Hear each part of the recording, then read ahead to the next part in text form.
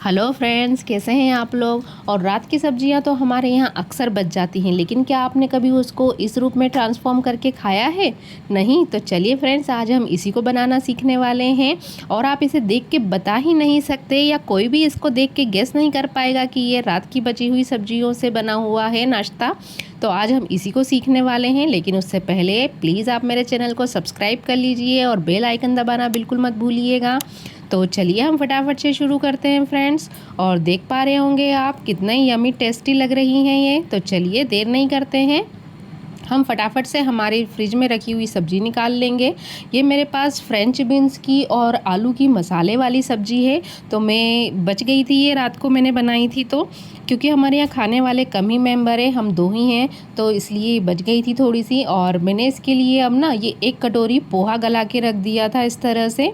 और अब हम ये 2 इंच के टुकड़ा है ये गाजर के, जिसे मैंने इस तरह से छोटे टुकड़ों में कट कर लिया है। और एक ये बड़े साइज़ का प्याज था, मैंने उसको इस तरह से काट लिया है। और हम इन सब चीज़ों को ना ग्रेटर में डालते जाएंगे। और ये आधी शिमला मिर्ची है, मैंने उसको भी इस तरह से बारीक टुकड़ों में कट कर लिया है। अब हम इसको चॉपर से चॉप कर लेंगे, अच्छे से एकदम बारीक चॉप करना है हमें इसे। ये देखिए इस तरह से ये एकदम बारीक चॉप हो गई है। अब हम इसी में हमारी जो ये सब्ज़ी थी ना, हम इसको डाल देंगे। ये देखिए इसमें हल्का सा रसा है, थोड़ी गाढ़ी सी ही सब्ज़ी है ये मेरी। अब हम इसको इसमें डाल देंगे इस तरह से। और मसाले वगैरह तो इस सब्ज़ी में डले ही हुए हैं, तो हम अपने अकॉर्डिंग इसको डालेंगे आगे। इस तरह से देखिए मैंने इसको भी एक बार इसको मैंने अच्छे से चर्न कर लिया इस तरह से। और अब हम जो हमारे पोहे थे ना, उसमें हम ये 2 छोटे साइज़ के आलू इस तरह से मैश करके डाल लेंगे। आप देख पा रहे होंगे बिल्कुल छोटे छोटे आलू हैं ये। और मैं ये 2 ही डाल रही हूँ ताकि हमारी टिक्कियाँ ना अंदर से एकदम सॉफ्ट बने। अब ये हमने जो ये चॉप करके रखी थी वेजीज़, हम इनको ऐड कर लेंगे इसमें। ये देखिए आप कोई सी भी सब्ज़ी जो बच रही हो ना रात की, आप उसको इस तरह से बना के उसको नए तरीके से खा सकते हैं। अब मैंने इसमें धनिया कट करके डाल लिया है। और टेस्ट के अकॉर्डिंग मैं नमक डाल लूँगी। मैं यहाँ 1.5 चम्मच नमक डाल रही हूँ, आप अपने टेस्ट के अकॉर्डिंग डाल लीजिएगा। और अब हम आधी चम्मच इसमें सौंफ डालेंगे, आधी चम्मच जीरा डालेंगे, और आधी चम्मच में यहाँ लाल मिर्च पाउडर डाल रही हूँ। आप चाहे तो यहाँ हरी मिर्ची भी बारीक कट करके डाल सकते हैं। और थोड़ा इसे चटपटा बनाने के लिए ना ये जीरावन पाउडर डाल रही हूँ, या कहें आपकी पोहा मसाला डाल रही हूँ। अब हम इन सबको अपने हाथों का मैजिक चलाते हुए करेंगे मिक्स मिक्स मिक्स। ये देखिए इस तरह से अब ये अच्छे से मिक्स हो चुका है मेरा बैटर।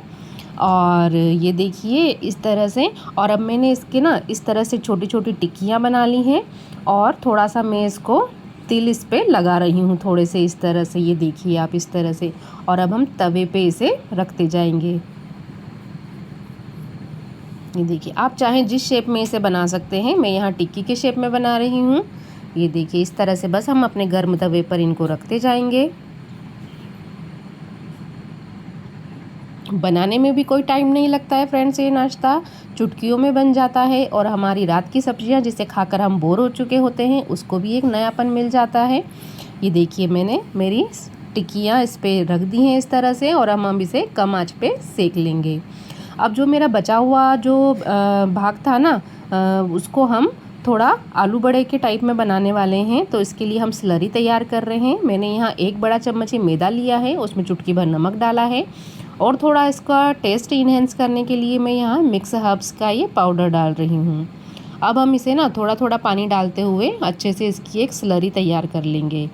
हमें ना इसकी आलू बड़े जैसी गाढ़ी स्लरी नहीं बनानी है, हमें एकदम पतली स्लरी बनानी है। क्योंकि मैं यहाँ आलू बड़े नहीं बना रही हूँ, मैं यहाँ बना रही हूँ ये पोहे की और मिक्स वेजी की सब्जी की टिक्की। तो इसलिए मैं एकदम इसको पतली सी कोटिंग रखना चाहती हूँ, इसलिए मैंने इसका एकदम ये पतली सी स्लरी इस तरह से तैयार कर ली है। अब ये जो हमारा मिश्रण बचा हुआ था ना, हमने उसके इस तरह से गोले बना लिए हैं छोटे छोटे। और अब हम इस तरह से इसको स्लरी में डिप करेंगे। जैसा मैंने आपको कहा कि मुझे एकदम पतली सी कोटिंग चाहिए, क्योंकि टेस्ट मुझे मेरी पोहे की टिक्की का चाहिए, नहीं तो वो सच में फिर पोहे का ही बड़ा बन जाएगा। अब थोड़ा सा तिल लगाकर मैं इसको गर्म तेल में डालती जाऊंगी इस तरह से।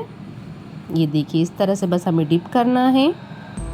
और थोड़ा से तेल में हम इसको लपेट लेंगे और फ्राई कर लेंगे। आप चाहे तो अगर आपके पास ब्रेड क्रम्स हो ना तो आप उसमें भी इनको कोट कर सकते हैं। जैसे स्लरी भी डुबाइए और फिर ब्रेड क्रम्स में लपेटिए और फिर फ्राई कर लीजिए।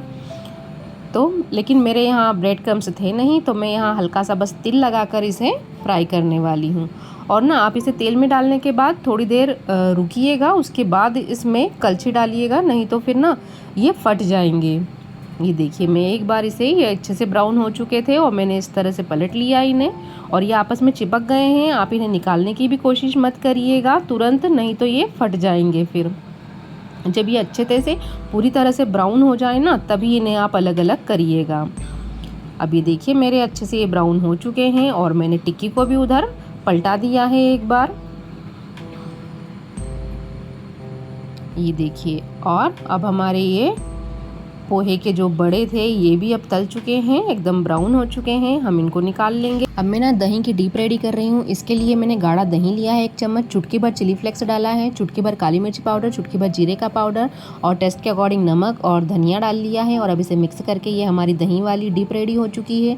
और इसी के साथ मैंने धनिया पुदीने की चटनी भी बनाई थी, उसको भी मैंने बॉल में निकाल लिया है। तो फ्रेंड्स, आप इस तरह से बची हुई सब्जियों का मेरे कहने पर एक बार टिक्की और ये पोहे बड़े बनाकर ज़रूर देखिए और कमेंट करके मुझे बताइएगा आपको रेसिपी कैसी लगी। मिलते हैं, बाय बाय।